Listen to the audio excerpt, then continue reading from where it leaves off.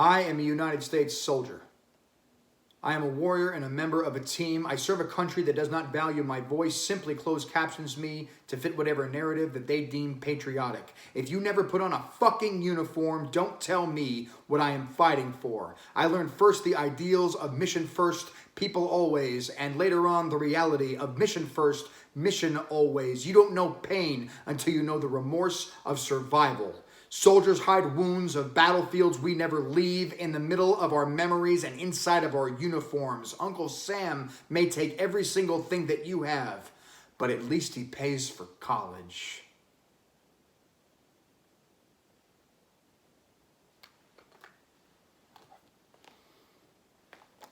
In 2016, psychologist Dr. Seahorn described post-traumatic stress disorder in the most profound way.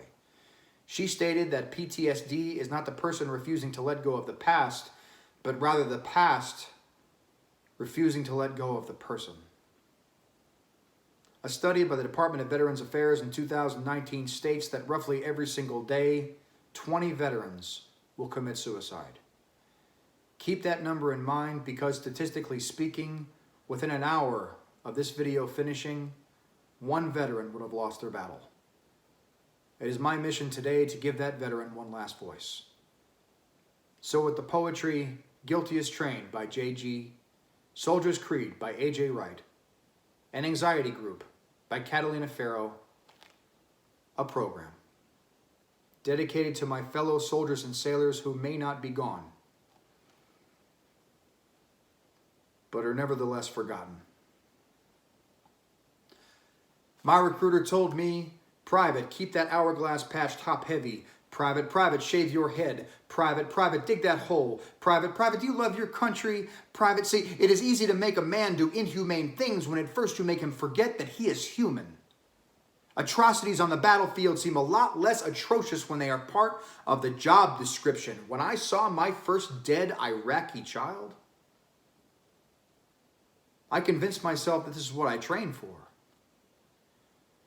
When I saw my 10th dead Iraqi child, my brain created a compartment to keep those memories inside. When I saw my first dead U.S. soldier,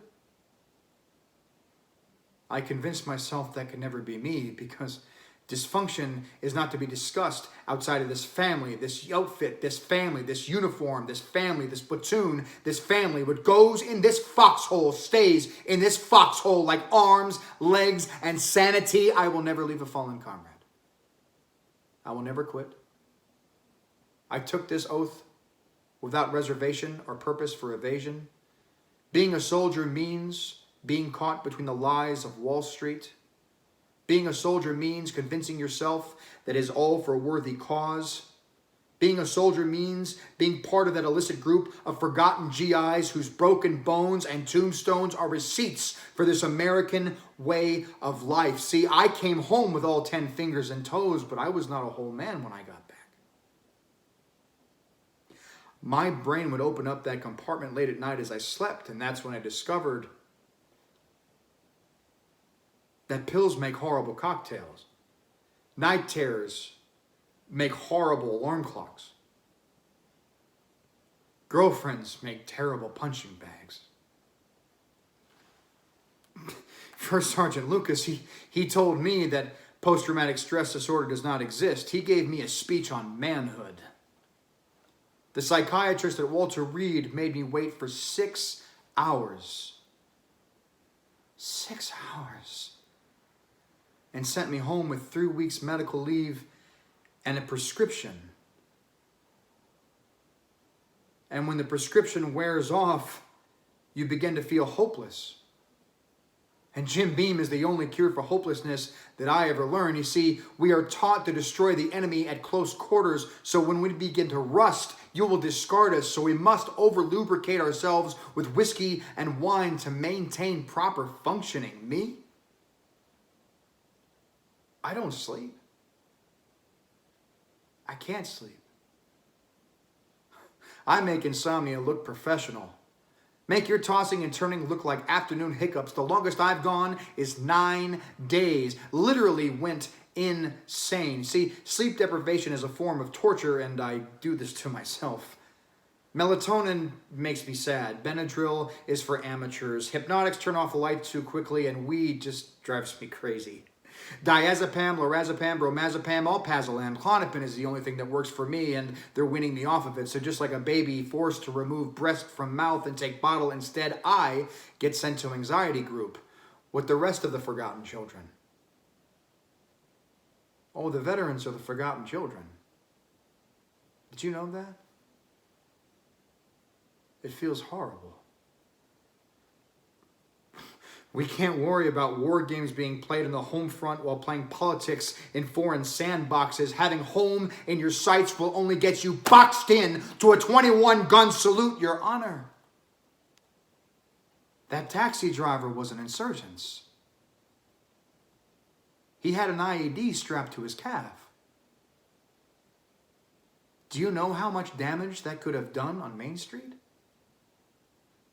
I will not stand for another innocent American casualty. Why are you treating me this way? I am not a criminal. I am a hero. I only did what they trained me to do. Detail! Attention! There ain't no smiling at attention. Basic training was the funniest place that I was never allowed to laugh. I heard so many jokes. Like 40 veterans walk into a hospital. They die while awaiting treatment. What do you call a veteran with no legs? Medically discharged. What do you call a soldier whose wife cheats on him when he's in a combat zone? A suicide risk. What do you call the veterans that America loves so much? Homeless. Did you hear the one about the guy who died before he got to kiss his newborn? Why aren't you laughing? Haven't you learned to adapt and overcome yet?